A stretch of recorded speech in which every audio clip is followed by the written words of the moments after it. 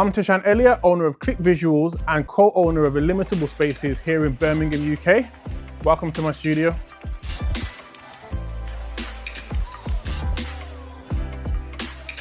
So I've owned and operated studios for about 10 years now, but we've been in this space for about 5 years. So when we first decided that we wanted to start a studio, it was mainly out of the fact of partly wanting to create a space where other creatives could kind of come and use a space that was affordable but had all the equipment they needed, and that would subsidize our use of needing a studio for all our client work as well. So this is one of the sets we have. As you walk in, we've got nice sofas, armchairs, and a nice like fireplace with like candles and kind of vibes, so you can use this as a set for your backdrop. I've used this for a few of my ads as well. Yeah, so that's this bit. Let's move on. And then slightly moving over, that set's just here, and then we've got this nice little unit with quite a lot of vintage cameras. These are my vintage camera collection that I have.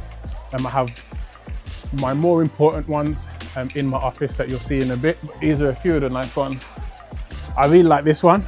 This one actually does work, but I can't find any film for it. So it just sits in the studio as a prop. And we've got some nice SLRs from back in the day.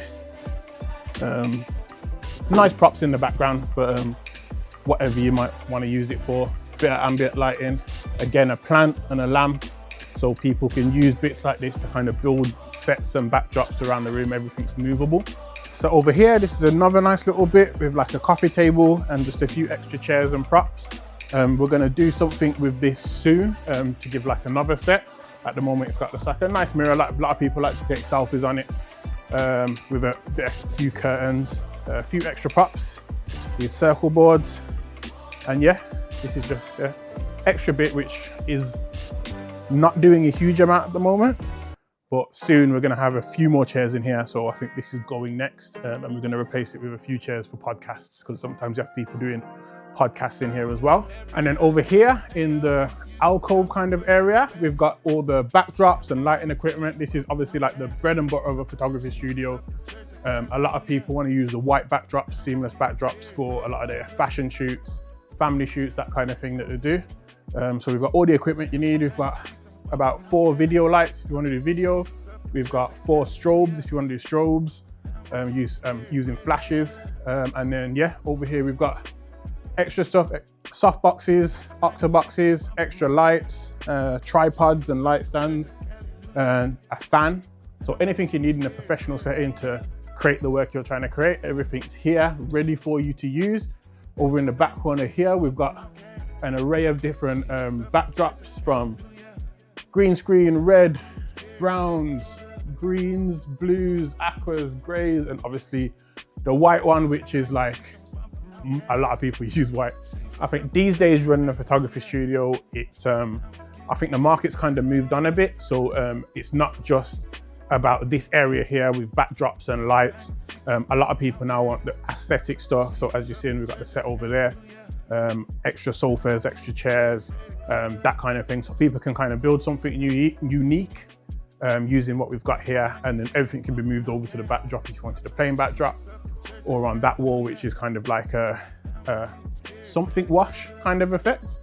So yeah, so we try and give a homely vibe, but obviously the professional vibe that you need as well. So it's like, imagine having a professional photography studio in a really nice luxury kind of apartment. That's the kind of vibe we're going for. To create anything you want, you can have like podcasts. So again, you could use that area for your podcast, and then have, again, the professional lighting, which can just move over there. And we've got plugs all around the room for you to plug them in and get, yeah, really high quality work, but with a nice backdrop as well. So here's another nice little set, vintage kind of retro set that we've got in our reception area, with nice little vintage teapots and teacups, vintage chair, lamps and clocks. So it's a kind of retro old vintage vibes. All of this stuff is actually out of my late grandmother's front room. So I'm sure she's happy that it's going to another use. So yeah, this is a nice little retro set. And then this is my office where the magic happens. So come on in.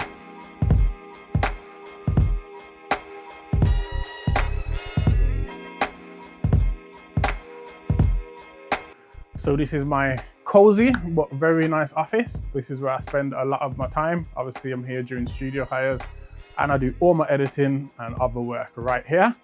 So we've got this steel shelf in the corner that's got like cameras, lenses, attachments. I've got bags I've got suitcases and bags that I carry camera equipment in, like extra soft boxes and stuff. And then just little extra bits like boxes and stuff that I'm saving just in case. So this is where just things are stored. It's somewhat organized. I know where everything is, but that doesn't mean it's easy to find something if you don't know my very unique sorting system, which is putting things just anywhere but I can remember where it is. So yeah, got a little charging thing back here where I charge all my batteries, camera stored here. Obviously this is my desk, the 49-inch ultra wide monitor from Aegon, which is I believe a brand of Asus. iPad Pro here, just an extra monitor, mechanical wireless keyboard and a wireless mouse. None of the Apple ones because I think there's a lot better ones. This is almost like a cheap knockoff of the Logitech MX series. So yeah, when I have extra cash, I might get one of those, but for now, keep with the knockoff. And then this is my M1 Max Studio, which is a great computer. I bought it used, not brand new. And it blows through, eats through a lot of footage, doesn't ever slow me down. So this kind of sofa kind of thing and this desk is what I built out of plywood. I just bought the legs and screwed it all together. So this and that is like the same kind of plywood with like obviously pillows on the sofa section. So I built all this. This would come obviously prefabricated. I didn't weld steel together. But yeah, everything else, all of this stuff I built myself. And it was quite cheap as well, much cheaper than buying a sofa and the desk. So yeah, I think the wood was probably about £30, £35. And then the desk, no, the wood for the desk and the sofa was about £35. And then the legs altogether was probably around another £100. So for £135, you're not buying a decent desk and sofa. And I cut these made to measure. So obviously everything flows. So I can get behind here, get behind the desk, and obviously the sofa doesn't come out too far because my office is not huge. Obviously there's another office next door there, which is my business partner's office for the studio. Yeah, so this is not fully finished yet. I'm gonna put some picture frames up on this back wall. So I've got this wonky mirror hanging here for now, just filling the space. So soon that will get done. And then I plan to put some pegboards up on this shelf as well to house some more equipment. But for now, this is what I'm working with. And then over here, I have a projector, which then projects onto this blank white wall, which I get people to view things on. So that's the photo of the studio. If you need a space in Birmingham or in the Midlands, definitely check us out. I'll leave the Instagram in my bio and it's www.illimitablespaces.co.uk. I've started YouTube recently, obviously, kind of coming to like a realization with myself that I would say years ago when I was thinking, oh, I've got these cameras, I've got the space, I can do loads of different things. And then sometimes kind of just like business admin and life gets in the way. And you never end up doing anything, realizing, oh, the position that I wanted to be in 5 years ago, I'm kind of in that position now. So it's kind of one of them things where don't wait until you've got everything to start. But I kind of ended up waiting until I got everything to start because doing my client work, doing marketing and stuff, now I've got the cameras and the space and all that I need for my work. But now obviously I can use it for more personal things. Because this is like part marketing, but quite personal to me as well. And one of the reasons I came on YouTube is I watch YouTube, like 95% of what I watch is on YouTube. So I wanted to kind of give back to the repertoire. That's why I review lights and things that I buy and cameras and that kind of thing. And more of that coming soon, lighting setups, that kind of thing when shooting. So I just want to kind of give back to what I've been taking from for years because I've learned 90% of what I know from YouTube and YouTube creators. So I'm just kind of giving back. So there's more information out there for other people wanting to come up or other people wanting to do things. There's that information there that they can watch videos, replicate stuff, add their spin on it.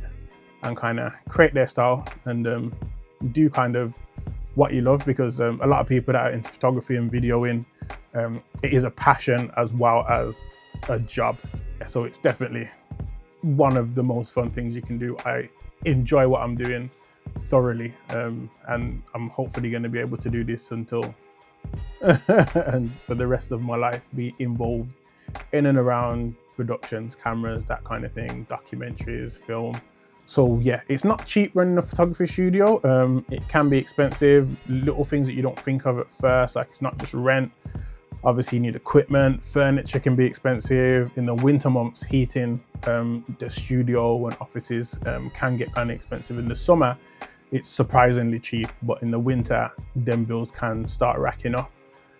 So it's great that I kind of have that supplemental income, or not supplemental, because the studio is its own business. So we run Illimitable Spaces, and then I own Click Visuals, which I run, doing marketing.